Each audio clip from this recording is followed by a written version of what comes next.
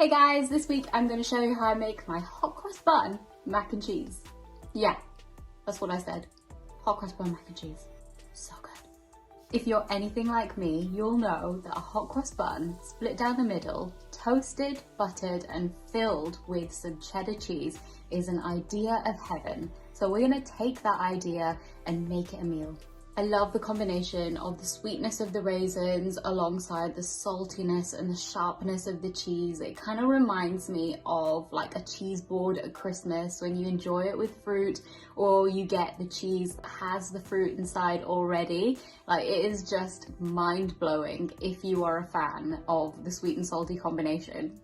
My mac and cheese recipe is so simple and straightforward. You just need a handful of ingredients and a little bit of whiskey whisk action, and in no time you're gonna have just the creamiest, most impossibly smooth and glossy sauce for your creamy mac and cheese.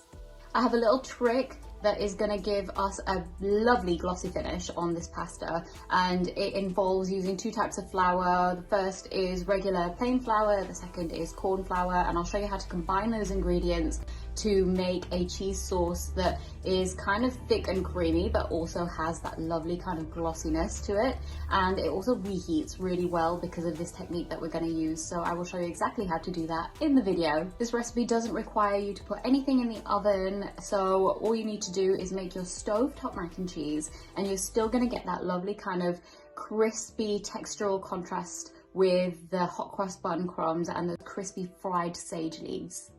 Pasta shapes, any short style of pasta is ideal for this. You want to use something like macaroni or fusilli, not anything long like spaghetti or tagliatelle. You want something that is really gonna kind of hold all of that robust cheese sauce. We're going to toast up our hot cross bun crumbs. So first we need to grind them, and then we're going to toast them up in some olive oil with a little bit of sage, and that is going to transform them into something deeply savoury to go on top of our mac and cheese, and it's just so yummy. Tap the link in the description box for a full list of ingredients you'll need to make this recipe. Grab your favourite shop-bought hot cross buns and tear them up into rough chunks. Now place them into the jar of a blender or food processor.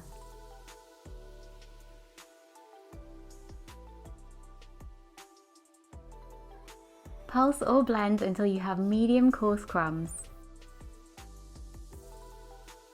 Heat some olive oil or butter in a pan. Now add some sage leaves or sprigs of rosemary. Keep this over a low heat so that the natural oils from the herbs have time to infuse. Sauté these for a minute or two until the leaves begin to crisp up. Tip in your hot cross bun crumbs and continue to sauté over a medium-low heat until they're golden and crispy. This will take about 5 minutes, but stir it all the time to ensure the crumbs toast evenly and don't burn. You'll be able to hear when they're ready, a crispy clattering sound as you mix. Remove the crumbs from the heat and transfer them to a plate to cool. For my mac and cheese, I'm using a vintage mature cheddar. Ideally, you want something quite sharp to offset the sweetness of the hot cross buns. To the grated cheese, add some corn flour, also known as cornstarch, some dried garlic, English mustard powder, and ground nutmeg. If you like things spicy, you can also add some chili powder or chili flakes. Give this a quick toss to make sure everything is well dispersed. Now let's make this silky smooth cheese sauce. Melt butter in a pan.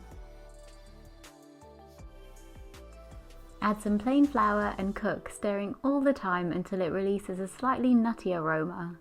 This should take about 2 minutes over a medium heat, but remember not to let it brown. Switch the heat off and whisk in some milk a little at a time until you have a smooth, lump-free mixture.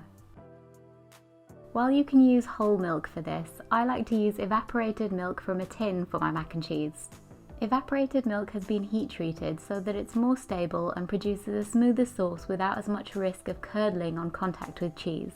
I also love the flavour and creaminess of cheese sauce made with evaporated milk. As soon as the sauce thickens slightly and begins to bubble, switch the heat off. With the heat off, add the cheese mixture and whisk continuously until the cheese melts and the sauce thickens further to become smooth and glossy.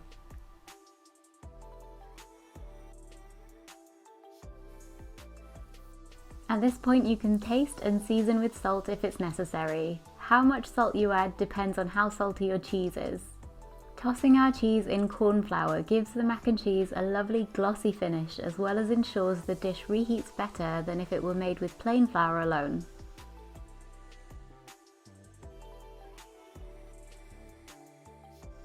Add pasta cooked according to your package directions or until it's al dente. It should have a little bite to it. I'm using fusilli, but you can use any short pasta shape of your choice. Fold the cooked pasta into the sauce. If it feels a little bit thick, then you can always add some of the pasta cooking water to adjust the consistency. Serve your creamy, dreamy mac and cheese immediately, topped with the crispy hot cross bun crumbs. You can find all the measurements you need for this recipe over on my website. Just tap the link in the description box. Guess what? I upload new and delicious vegetarian and vegan recipes every week. Subscribe to my channel and tap that bell icon to make sure you see them fresh from my kitchen to yours.